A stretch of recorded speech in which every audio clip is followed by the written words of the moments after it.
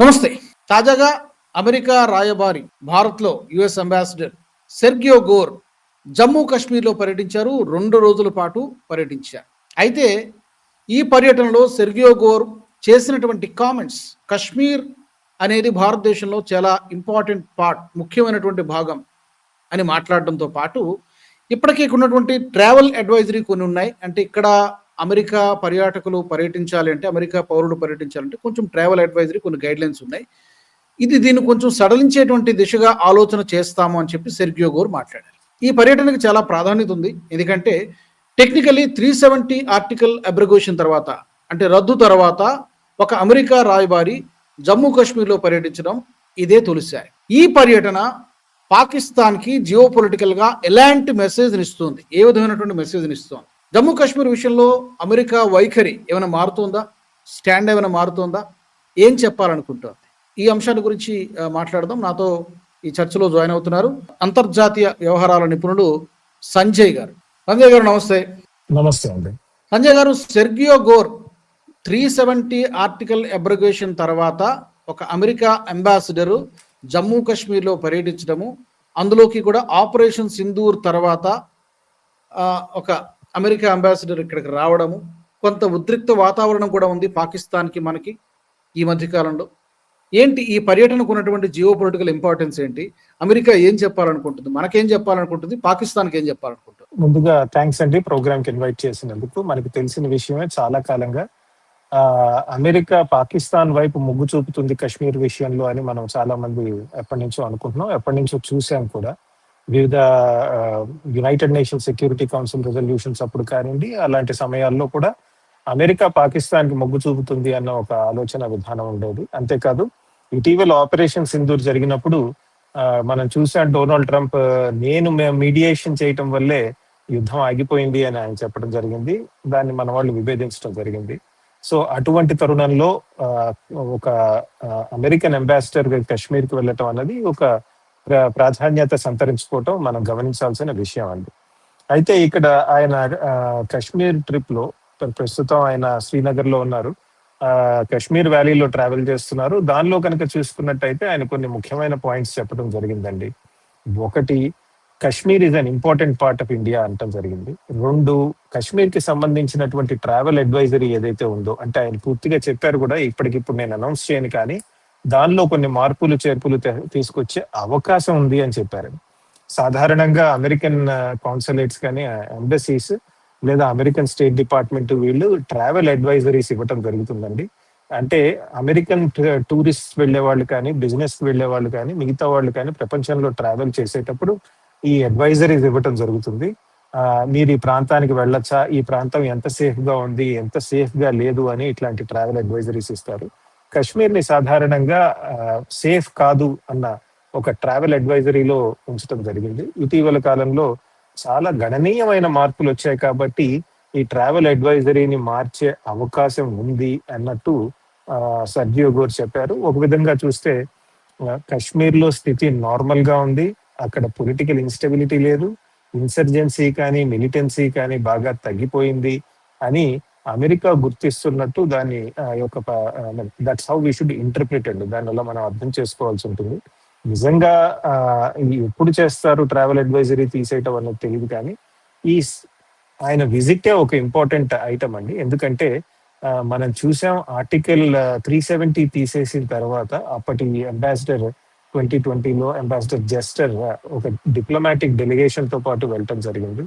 ఆ తర్వాత అఫీషియల్ గా ఒక సింగిల్ అమెరికన్ అంబాసిడర్ స్వయాన అక్కడికి వెళ్ళటం అన్నది మొట్టమొదటిసారి అయ్యింది ఆర్టికల్ 370 తీసేయటం తర్వాత. ఎందుకంటే ఇందాక చెప్పినట్టు అది డెలిగేషన్ విజిట్, ఇది ఫార్మల్ అఫీషియల్ విజిట్ అయింది. సో కాబట్టి దాని ప్రకారంగా చూసుకుంటే దీనికి ఇంకా ప్రాధాన్యత వస్తుంది, అమెరికా గుర్తిస్తోంది కశ్మీర్ లో వస్తున్న మార్పులకి అని.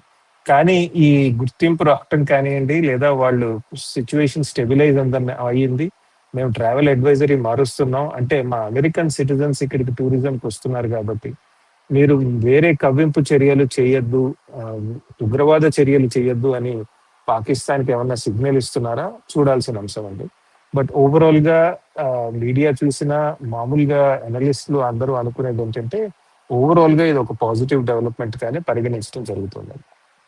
ఎస్ సంజయ్ గారు, మీరు చెప్పినట్టుగా మన భారత్ పర్స్పెక్టివ్లో ఇది ఒక పాజిటివ్ సైన్ గానే ఇప్పటికి కనబడుతోంది. ఎందుకంటే మనకు తెలుసు, అవకాశం వచ్చిన ప్రతిసారి కూడా ఈ కశ్మీర్ అంశాన్ని పాకిస్తాన్ పలు అంతర్జాతీయ వేదికల పైన దీన్ని ఏదో ఇక్కడ భారత్ ఏదో ఆక్రమించుకుంది, లేకపోతే అక్కడ మానవ హక్కులు లేకుండా చేస్తోంది, అది మా ప్రాంతం అని చెప్పేటువంటి అంటే మధ్యవర్తిని ఆహ్వానించేటువంటి ప్రయత్నం పాకిస్తాన్ చాలా సందర్భాల్లో చేసింది. అందులో అమెరికాని కూడా ఇన్వైట్ చేసింది, మీరు రండి దీన్ని సాల్వ్ చేయండి అని చెప్పి. అమెరికా వాడు కూడా గతంలో ఉత్సాహం చూపించినటువంటి పరిస్థితి, రెండు దేశాలు అంగీకరిస్తే మేము వస్తామని చెప్పినటువంటి పరిస్థితి కూడా మనం చూసాం. ఈ నేపథ్యంలో ఈ విధంగా ఒక అమెరికాకి చెందినటువంటి ఒక ముఖ్యమైనటువంటి అంబాసిడరు కశ్మీర్లో పర్యటించడం అనేది డెఫినెట్గా పాకిస్తాన్కి అన్కంఫర్టబుల్ సిచ్యువేషన్. అంటే కొన్ని నెలలుగా మనకి నడుస్తున్నటువంటి చర్చ ఏంటంటే, పాకిస్తాన్తో అమెరికా అంటగాగుతోంది, భారత్ని తన దారికి తీసుకురావడానికి, తన మాట వినేలా చేసుకోవడానికి అనేటువంటి చర్చ నడుస్తోంది. మనం మాట వినడం లేదు, అమెరికా చెప్పినటువంటి మాట మనం వినడం లేదు. అందుకనే టారిఫ్స్ వేయడం కానివ్వండి, వాళ్ళ తాలూకా అగ్రికల్చరల్ ప్రోడక్ట్స్ మనకు తీసుకోవడానికి వాళ్ళు చెప్పినప్పుడు దాన్ని కూడా మనం రిజెక్ట్ చేసాం. ఇలా చాలా డిప్లొమాటిక్ ఒక గ్యాప్ ఉంది. దీన్ని సరి చేసుకున్నటువంటి ప్రయత్నం అమెరికా చేస్తోందా, నెంబర్ 1. తర్వాత పాకిస్తాన్కి ఇది ఎంత అన్కంఫర్టబుల్ సిచ్యువేషన్, సెర్గియో గోర్ ఇక్కడికి రావడం. ఓవరాల్ గా తీసుకుంటే మీరు చెప్పింది వాస్తవం అండి. అమెరికా చాలా సార్లు పాకిస్తాన్ కి సమర్పించే విధంగా ప్రవర్తించింది. 1957లో ఒకసారి, 1961లో, 1962లో, 1971లో దాదాపు 6 సార్లు భారత్ కి వ్యతిరేకంగా యునైటెడ్ నేషన్ సెక్యూరిటీ కౌన్సిల్లో రిజల్యూషన్స్ తీసుకురావడం జరిగింది. ఆ రిజల్యూషన్స్ అన్ని సమయాల్లో కూడా అమెరికా పాకిస్తాన్ వైపు మొగ్గు చూపినట్టు మనకి వార్తలు ఉన్నాయండి. కాకపోతే 1961 అన్నది గోవా విషయంలో వచ్చింది కానీ కాశ్మీర్ విషయంలో కాదు. బట్ బ్రాడ్ గా చాలా సార్లు మనం చూసాం అమెరికా కశ్మీర్ మీద పాకిస్తాన్ వైపు మొగ్గు చూపుతున్నట్టు చూసాం. అన్నిసార్లు కూడా మనకి సోవియట్ యూనియన్ తన వీటో వాడి ఈ మధ్య మన భారత్ ని ఎగైనెస్ట్ గా వస్తున్నటువంటి రిజల్యూషన్స్ యునైటెడ్ నేషన్ సెక్యూరిటీ కౌన్సిల్లో ఆపటం జరిగిందండి. బట్ ఇప్పుడు చూసినట్టయితే మీరు చాలా కరెక్ట్ గా చెప్పారు. ఇటీవల కాలంలో డొనాల్డ్ ట్రంప్ పాకిస్తాన్ కి దగ్గరగా వ్యవహరిస్తూ భారత్ మీద ఒత్తిడి తీసుకొచ్చే ప్రక్రియ చేస్తున్నారు. అటువంటి తరుణంలో సెర్జియో గోర్ కశ్మీర్ కి వెళ్ళి అక్కడ పరిస్థితి బాగా అయిపోయింది, మిగతా టూరిస్టులు రావచ్చు, అంతేకాదు మేము ట్రావెల్ అడ్వైజరీ కూడా మారుస్తాం అని చెప్పడం అనేది కొద్దిగా గమనించాల్సిన విషయం. అంటే అట్లీస్ట్ ఇప్పటి నుంచైనా మళ్ళీ అమెరికా పాలసీలో ఏమన్నా మార్పు రాబోతుందా, నిజంగా పాకిస్తాన్ వైపు మొగ్గు చూపటం మానేస్తుందా అన్నది ఇంకా క్లియర్ గా చెప్పటం కష్టం అండి. ఎందుకంటే ఇరాన్ వార్ జరుగుతోంది కాబట్టి, ఇరాన్ వార్ లో పాకిస్తాన్ యొక్క అవసరం చాలా ఉంది కాబట్టి, అంతేకాదు ఇరాన్ కి వ్యతిరేకంగా ఒత్తిడి పెంచడానికి ఈ మధ్య కాలంలో టర్కీ, సౌదీ అరేబియా, పాకిస్తాన్ ఒక కూటమి కూడా ఏర్పడటం జరిగింది కదా, దాన్ని డొనాల్డ్ ట్రంప్ సమర్థించటము, ఇవన్నీ గమనిస్తే పాకిస్తాన్ యొక్క పాత్ర అమెరికాకి ఇంకా చాలా అవసరం ఉంది. పాకిస్తాన్ మీద అమెరికా ఈ కేవలం భారత్ విషయంలోనే కాదు, అటు ఇరాన్ విషయంలో కూడా ఆధారపడింది కాబట్టి పూర్తిగా అనూహ్యమైనటువంటి మలుపు తిరుగుతుందా అన్నది చెప్పడం కష్టం అండి. ఎందుకంటే నిన్న మొన్నటి దాకా అసీం మునీర్ ఎవరైతే ఉన్నారో army chief, Pakistan army chief, నా ఫేవరెట్ జనరల్ అన్నారు. అలానే జేడీ వ్యాన్స్ తీసుకుంటే నా జీవితంలో 2 ముఖ్యమైన వ్యక్తులు ఉన్నారు సౌత్ ఏషియా నుంచి, ఒకటి నా భార్య, ఇంకోటి Asim Munir, field marshal Pakistan army chief Asim Munir అని ఆయన చెప్పడం జరిగింది. అంటే అంత క్లోజ్ గా రిలేట్ అయ్యి, అంత క్లోజ్ గా ఎఫిలియేట్ అయ్యి, డెమాన్స్ట్రేట్ చేసి ఇంటర్నేషనల్ ప్లాట్ఫామ్స్ మీద ఉన్నట్టుండి పాకిస్తాన్ కి వ్యతిరేకంగా మాట్లాడుతుందా యునైటెడ్ స్టేట్స్ చెప్పలేమండి, చూడాలి. నిజంగా అటువంటి మార్పు వస్తుందా లేదా ఆ మార్పు రావడానికి కారణాలు ఏంటి అనేది కూడా మనం గమనించాల్సిన, ఇంకా చూడాల్సిన అవసరం ఉందండి. ప్రస్తుతానికైతే సెర్జియో గోర్ మనకి తెలిసిన విషయమే. ఆయన రెగ్యులర్ డిప్లొమాట్ కాదండి, ఆయన అమెరికన్ ప్రెసిడెంట్ కి సన్నిహితంగా ఉన్న వ్యక్తుల్లో ఒకరు. ఆయన అపాయింట్ చేయడం జరిగింది, మంచిదే. ఎందుకంటే అమెరికన్ ప్రెసిడెంట్ కి సన్నిహితంగా ఉన్న వాళ్ళు అపాయింట్ అవటం చాలా అవసరం. అండ్ ఆయన ప్రవర్తన అంటే డిప్లొమాటిక్ స్టైల్ కూడా చాలా అన్కన్వెన్షనల్ గా ఉంటుందని చాలా మంది చెప్తున్నారు. ఎందుకంటే మనం చూసాం, ఆయన ఎక్కడికన్నా వెళ్తే చాలా మందిని కలుస్తూ ఉంటారు. అసలు ఇండియాలోకి రాగానే second or third visit RBI government కలిసారు ఆయన వెళ్ళి. చాలా అన్కన్వెన్షనల్ గా ఉంటుంది ఆయన డిప్లొమసీ. ఈ డిప్లొమసీ ఇప్పుడు చేస్తున్నది కాశ్మీర్ విషయంలో నిజంగా పాలసీ షిఫ్టా లేదా సర్జియో గోర్ యొక్క అన్కన్వెన్షనల్ డిప్లొమసీలో ఆ, ఆ, ఒక ఒక అంశమా అన్నది ఇంకా క్లారిటీ లేదండి. చూడాల్సిన అంశం. కాకపోతే కాశ్మీర్లో, పాకిస్తాన్ ఆక్యుపైడ్ కాశ్మీర్లో మనం చూస్తున్నాం చాలా గొడవలు జరుగుతున్నాయి. ఆ, చాలా మంది పాపం అమాయకులు చనిపోతున్నారు. అటువంటి తరుణంలో భారత్కి ఆ, ఆ, అంబాసిడర్ అయినటువంటి సర్జియో గోర్ కాశ్మీర్ వ్యాలీకి వెళ్ళటం, అక్కడ సిచ్యువేషన్ బాగుంది అంటాం కొద్దిగా పాకిస్తాన్కి ఇబ్బందిగానే అనిపించచ్చు. తర్వాత ఇప్పుడు అంటే కోర్స్ అమెరికాని మనం పూర్తిగా ఎప్పుడు నమ్మలేము. ఇప్పుడు పర్టికులర్‌గా డొనాల్డ్ ట్రంప్ మాటల్ని అస్సలే మనం నమ్మలేము. ఎందుకంటే అతని స్టేట్మెంట్స్‌ని అతనే ఒక్కొక్కసారి ఖండిస్తూ ఉంటాడు. ఉదయాన్నే ఒక మాట మాట్లాడతాడు. మళ్ళీ సాయంత్రం వచ్చేసరికి ఆ స్టాండ్ కూడా మారిపోతూ ఉంటుంది. వాళ్ళ అవసరాన్ని బట్టి వాళ్ళ స్టేట్మెంటు, వాళ్ళ వైఖరి కూడా మారుతూ ఉంటుంది. అయితే ప్రస్తుతం పాకిస్తాన్‌లో జరుగుతున్నటువంటి పరిస్థితులు ఇప్పుడు మీరు చెప్పినట్టుగా బలూచిస్తాన్ వాళ్ళు ఇండిపెండెన్స్ ప్రకటించుకున్నారు. మొన్న ఆగస్టు 11న పెద్ద ఎత్తున సెలబ్రేట్ కూడా చేసుకున్నారు. పీఓజేకేలో పర్టికులర్‌గా మనది అని మనం చెప్పుకుంటున్నటువంటి పీఓజేకేలో గతంలో ఎప్పుడూ లేనంత తీవ్రంగా ఉద్యమాలు, నిరసనలు ఇవన్నీ కూడా జరుగుతున్నాయి. దాన్ని తొక్కిపెట్టే ప్రయత్నం పాకిస్తాన్ చేస్తోంది. అంటే Pakistan is getting ready for war with India అనేటువంటి వార్తలు వినిపిస్తున్నాయి. ఈ నేపథ్యంలో దీనికి సర్ది చెప్పే ప్రయత్నం ఏమైనా చేస్తోందా అమెరికా ఈ యొక్క పర్యటన ద్వారా? అటు వాళ్ళకి చెప్తుందా, మనకు చెప్తుందా అది తెలియదు. అలాంటిది ఏమైనా జరుగుతోందా? ఒకటి, పాకిస్తాన్ లో అంతర్గతంగా గొడవలు ఉన్నమాట వాస్తవమేనండి మీరు చెప్పినట్టు. అటు పాకిస్తాన్ ఆక్యుపైడ్ కాశ్మీర్, బలూచిస్తాన్, అదే కాదండి ఖైబర్ పఖ్తూన్వాలో పష్తూన్స్ కూడా తిరగబడుతున్నారు.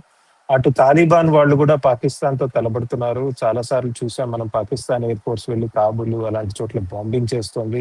మిగతా చోట్ల కూడా బాంబింగ్ చేసింది. ఎందుకంటే ఆ మనం చూసాం అక్కడ టెర్రరిస్టులు మా దేశంలో వచ్చి అటాక్ చేస్తున్నారని పాకిస్తాన్ చెప్పడం జరిగిందండి. అంతేకాదు అంతర్గతంగా కూడా పాకిస్తాన్ ఆర్థిక వ్యవస్థలో చాలా క్రైసిస్ వస్తోంది, వెనకబడిపోతోంది పాకిస్తాన్. మరో పక్క చూసుకుంటే కనుక ఇండస్ నదీ జలాలు వెళ్ళట్లేదు సరిగ్గా, ఈసారి వానలు పడలేదు కాబట్టి ఇబ్బందిగా ఉంది అని ఇంకో గొడవ నడుస్తోంది అటు పక్కన. అటువంటి తరుణంలో సాధారణంగా బయట దేశం, ముఖ్యంగా భారత్, ఎప్పుడు కూడా భారత్ ఒక బూచిగా చూపించి భారత్ మీద దాడి చేయటం జరగటం అన్నది అవకాశాలు ఉంటాయండి. ఇంతకు ముందు చూసాం మనం 1971లో బంగ్లాదేశ్ లో, అప్పుడు ఈస్ట్ పాకిస్తాన్ లో సిచ్యువేషన్ చేజారిపోతూ ఉంటే ఆ సమస్యని సాల్వ్ చేయకుండా భారత్ మీదకి యుద్ధానికి వచ్చి బంగ్లాదేశ్ ని, అంటే ఈస్ట్ పాకిస్తాన్ ని కోల్పోయి అది బంగ్లాదేశ్ ఏర్పడటం జరిగింది. సో అంతర్గతంగా సివియర్ ప్రాబ్లం ఉన్నప్పుడు పాకిస్తాన్ బయట డిప్లొమాటిక్ గా చాలా అగ్రెసివ్ గా ఉంటుంది. అప్పుడు చూసాం అటు America, Pakistan, China access develop చేసింది. కిసింజర్ పాకిస్తాన్ కి రావటం, అక్కడి నుంచి చైనాకి వెళ్ళటం. సో ఈ కూటమి ద్వారా భారత్ మీద ఒత్తిడి తీసుకొచ్చే ప్రయత్నం చేసింది 1971లో. ఇప్పుడు చూసాం మరో కూటమి ఏర్పాటు చేస్తోంది పాకిస్తాన్, అందులో మెంబర్ అయ్యింది. మళ్ళీ అదే 1971లో లాగానే చాలా అంతర్గతంగా పాకిస్తాన్ అలజడిలో ఉంది, ఎకానమీ బాగాలేదు, బలూచీస్, ఖైబర్ పష్తూన్స్, ఇటు పాకిస్తాన్ ఆక్యుపైడ్ కాశ్మీర్ లో కాశ్మీరీస్, అటు గిల్గిట్ బాల్టిస్తాన్ లో కూడా ప్రజలు తిరగబడుతున్నారు. సో ఓవరాల్ గా తీసుకుంటే పాకిస్తాన్ ఆర్మీ ఒక ఇర్రేషనల్ గా బిహేవ్ చేయడానికి సిచ్యువేషన్ కరెక్ట్ గా ఉందండి. చాలా సార్లు చూసాం ఇర్రేషనల్ గా బిహేవ్ చేసింది పాకిస్తాన్ ఇలాంటి సమయాల్లో. సో అలాంటి ఇర్రేషనల్ బిహేవియర్ ఏమన్నా చేస్తుందా అన్నది తెలియదు. అది ఆపగలదా అమెరికా అన్నది కూడా గమనించాల్సిన విషయం. 1971లో ఆపలేదు. తర్వాత మనం కార్గిల్ అప్పుడు కూడా చూసాం, అణువాయుధాలు రెండు దేశాలు టెస్టింగ్ చేసిన తర్వాత ఆ రెండు దేశాలు చాలా రెస్పాన్సిబుల్ గా బిహేవ్ చేస్తాయి అనుకుంటే భారత్ ఎంతో రెస్పాన్సిబుల్ గా లాహోర్ పీస్ డిక్లరేషన్ సైన్ చేస్తే ఆ తర్వాత కార్గిల్లో మనం దాడులు జరగటం చూసాం. మరి అప్పుడు పాకిస్తాన్ మీద ఒత్తిడి తేలేకపోయింది, పాకిస్తాన్ ఆర్మీ మీద ఒత్తిడి తీసుకురావడం కష్టంగా అనిపించింది అమెరికాకి. తర్వాత టెర్రరిజం కానివ్వండి, ఇటీవల కాలంలో వేరియస్ టెర్రరిస్ట్ అటాక్స్ మనం చూసాం, పఠాన్కోట్ లో కానివ్వండి, తర్వాత మనం ఊరి అటాక్స్ కానివ్వండి, తర్వాత ఈ మధ్య కాలంలో మనం చూసాం కాశ్మీర్ లో పహల్గామ్ లో టెర్రరిస్ట్ అటాక్స్ కానివ్వండి. ఇవన్నీ కూడా గమనిస్తే నిజంగా అమెరికా యొక్క ఇన్ఫ్లుయెన్స్ పాకిస్తాన్ మీద చాలా ఉంది కాదనట్లే. కానీ ఇండియాకి సంబంధించిన వరకు నిజంగా అమెరికా పాకిస్తాన్ ని ఇన్ఫ్లుయెన్స్ చేయగలదా, ఎంతవరకు చేయగలదు అన్న అంశం మనం గమనించాల్సిన విషయం అండి. చరిత్ర చూస్తే కనుక చాలా సార్లు అమెరికన్ ఇన్ఫ్లుయెన్స్ కి వ్యతిరేకంగా పాకిస్తాన్ తన పాలసీ ఇండియా పట్ల, ముఖ్యంగా మిగతా విషయాల్లో అమెరికాకి పూర్తిగా తలంచొచ్చు, కాళ్ల బేరానికి రావచ్చు. మనం చూసాం ఆఫ్ఘనిస్తాన్ లో అమెరికన్ ఆపరేషన్స్ చేస్తున్నప్పుడు పూర్తిగా అమెరికాకి స్వాగతం పలికింది. పాకిస్తాన్ లో ఒసామా బిన్ లాడెన్ ని ఉంటే కనుక అమెరికన్స్ వచ్చి చంపితే కనుక దాన్ని ఏమీ అనలేదు. మా సావర్నిటీ వైలేట్ అయింది, మా ఎయిర్ స్పేస్ వైలేట్ అయింది అని ఏమనలే. అమెరికన్స్ చాలా సార్లు డ్రోన్ అటాక్స్ చేసినప్పుడు ఆఫ్ఘనిస్తాన్ లో వాళ్ళ ఆర్మీ ఉన్నప్పుడు అప్పుడు కూడా పాకిస్తాన్ ఏమీ అనలేదు. అటువంటి తరుణంలో కానీ ఇండియా విషయానికి వస్తే మాత్రం చాలా సార్లు అమెరికన్ ప్రెజర్ కి లేదా ఇంటెన్షన్ కి వ్యతిరేకంగా పాకిస్తాన్ ప్రవర్తించడం జరిగింది. ఇప్పుడే కదండి 1965 వార్ తీసుకుంటే గనక అప్పుడు కూడా అమెరికా క్లియర్ గా చెప్పింది యుద్ధానికి వెళ్ళొద్దు, మంచిది కాదు. ఎందుకంటే అప్పుడు అమెరికా వియత్నాం వార్ లో బిజీగా ఉంది. మరో గొడవ తయారు చేయకని పాకిస్తాన్ కి చెప్పిన పాకిస్తాన్ మన మీద యుద్ధానికి వచ్చింది. అమెరికా అప్పుడు పాకిస్తాన్ కి భారత్ మీద ఆర్మ్స్ ఎంబార్గో పెట్టింది. అది సర్ప్రైజ్ ఏం లేదు. పాకిస్తాన్ మీద కూడా ఆర్మ్స్ ఎంబార్గో పెట్టడం జరిగిందండి. సో ఓవరాల్ గా తీసుకుంటే చరిత్రలో పాకిస్తాన్ మీద అమెరికా ఇన్ఫ్లుయెన్స్ చాలా ఉంది. కానీ పాకిస్తాన్ ఆర్మీ యొక్క వైఖరి భారత్ పట్ల మార్చే కెపాసిటీ ఎంతవరకు మార్చగలుగుతుంది అనేది చూడాల్సిన విషయం అండి. Thank you. మరి ఈ ఎపిసోడ్కి సంబంధించి మీ వాల్యుబుల్ ఫీడ్బ్యాక్ని కూడా మీరు తెలియచేయవచ్చు. జమ్మూ కాశ్మీర్ విషయంలో, పిఓజేకే విషయంలో అమెరికా వైఖరి మారుతోందా? పాకిస్తాన్కి షాక్ ఇవ్వబోతోందా? అమెరికాని పూర్తిగా ఎప్పుడు నమ్మలేము, ఏ దేశం కూడా నమ్మలేదు. బట్ స్టిల్ ఈ పర్యటన ద్వారా ఎలాంటి మెసేజ్ ఇవ్వాలని అనుకుంటోంది పాకిస్తాన్కి అమెరికా?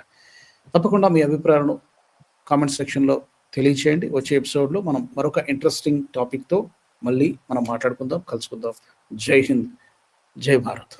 ఈ వీడియో మీకు నచ్చినట్టయితే లైక్ చేయండి, 10 మందికి షేర్ చేయండి. అలాగే కామెంట్ల రూపంలో మీ అభిప్రాయాలను మాతో పంచుకోండి. Nationalist hub group of channels ను సబ్స్క్రైబ్ చేసుకుని తెలుగునాట జాతీయవాద జర్నలిజాన్ని ప్రోత్సహించండి. ఈ వీడియో కింద ఉన్న బెల్ ఐకాన్ పై క్లిక్ చేయడం మర్చిపోవద్దు.